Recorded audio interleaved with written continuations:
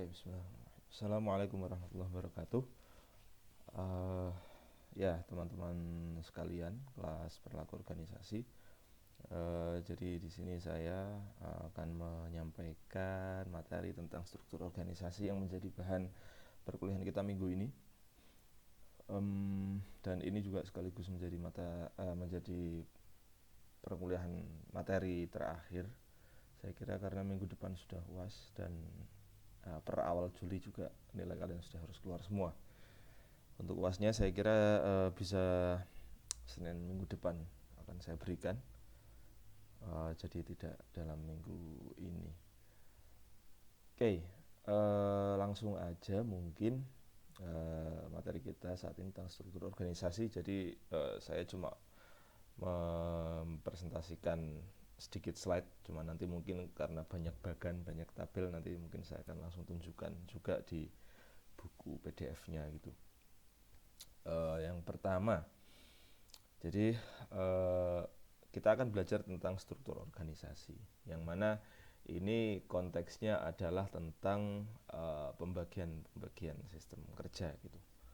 Jadi otomatis gini, kalau kalian mungkin dengar istilah organisasi atau kalau kalian mendengar istilah lembaga, yang pasti terlintas, saya kira mungkin salah satu atau mungkin juga hampir semuanya dari kalian pasti akan sedikit terlintas gambar bagan, kayak struktur gitu, ketua, sekretaris, bendahara dan sebagainya gitu. Baru di bawahnya ada divisi-divisi, departemen-departemen gitu. Nah itu ternyata ini juga karena saya baru belajar juga ya, karena saya juga tidak yang berangkat dari ilmu manajemen, tapi menyenangkan sebenarnya belajar tentang perilaku organisasi, karena kita akhirnya mau nggak mau ya kita harus tahu gitu, tentang bagaimana membentuk bagan itu, bagaimana model-model bagan struktur organisasi itu gitu.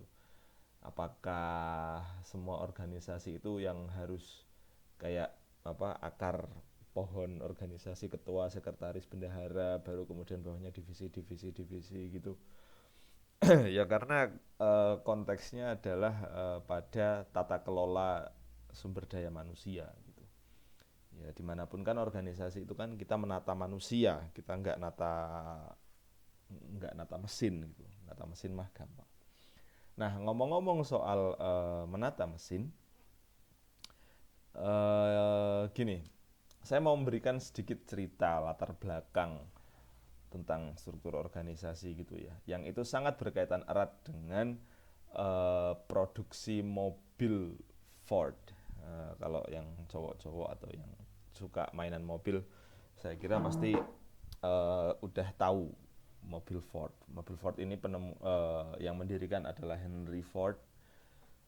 Dia sudah berdiri sejak mungkin awal-awal 1900-an di Amerika Serikat, asli mobil Amerika.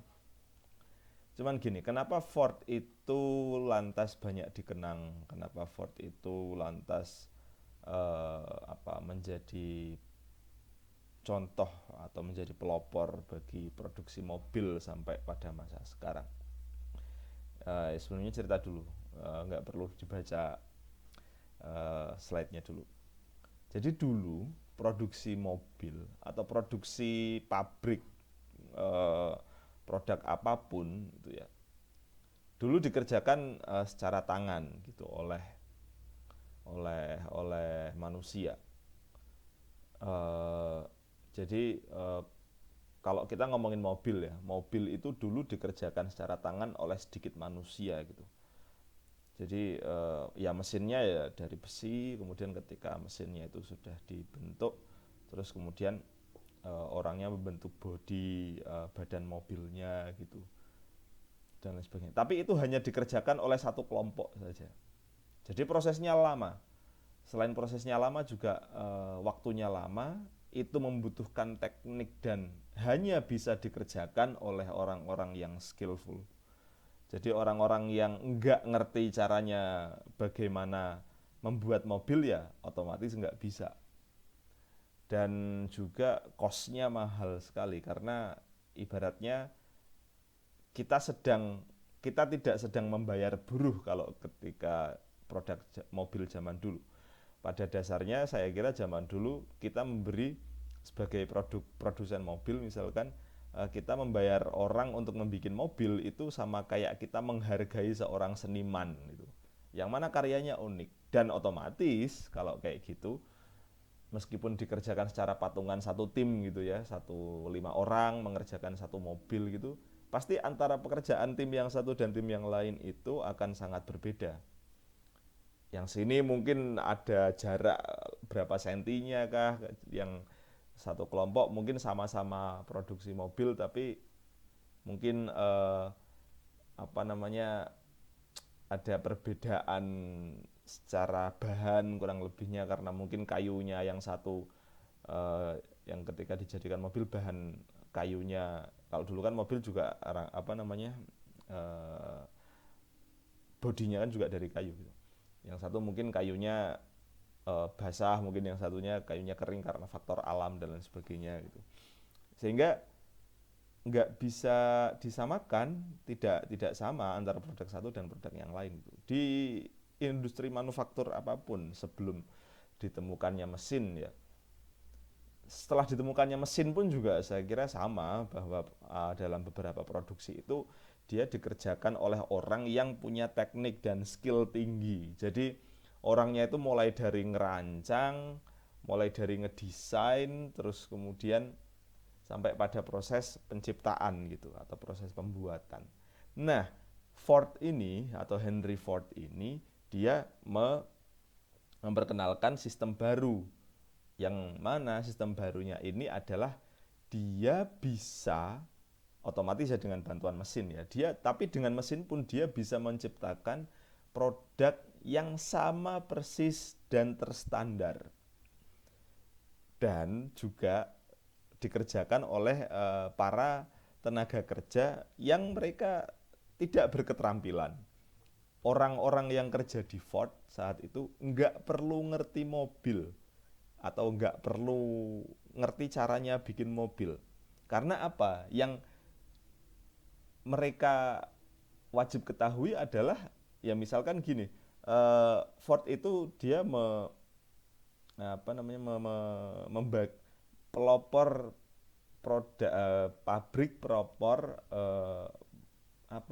pembagian fungsi kerja yang sangat spesifik. Jadi ibaratnya ya di Ford dia satu orang itu ya hanya ngurusin soal karet ban misalkan. Satu orang hanya ngurusin soal baut-bautnya aja. Satu orang ngurusin untuk masang pintu. Satu orang ngurusin untuk apalagi ngecat gitu. Dan lain sebagainya. Sehingga apa? Bahkan konon ketika masa-masa awal Ford itu, Ford mampu mengklaim dia mampu menciptakan, saya lupa ya, cuman di buku ada sih, dia mampu menciptakan sekian puluh mobil gitu dalam waktu yang sangat singkat gitu dibandingkan dengan zaman sebelum Ford melakukan itu. Nah, maksud saya Ford ini dia merupakan pelopor pembagian sistem kerja yang modern, yang mana satu orang itu hanya mengerjakan satu hal yang spesifik. Udah, kamu ngurusin masang-masang baut aja, clear di situ. Sehingga apa? Dia mampu menyerap tenaga kerja yang banyak dan mampu membuat produk yang sama persis, yang terstandar pabrik, dan itu juga bisa dikerjakan dalam waktu singkat gitu. Dan itu menekan cost juga karena otomatis dia mempekerjakan orang banyak, lalu kemudian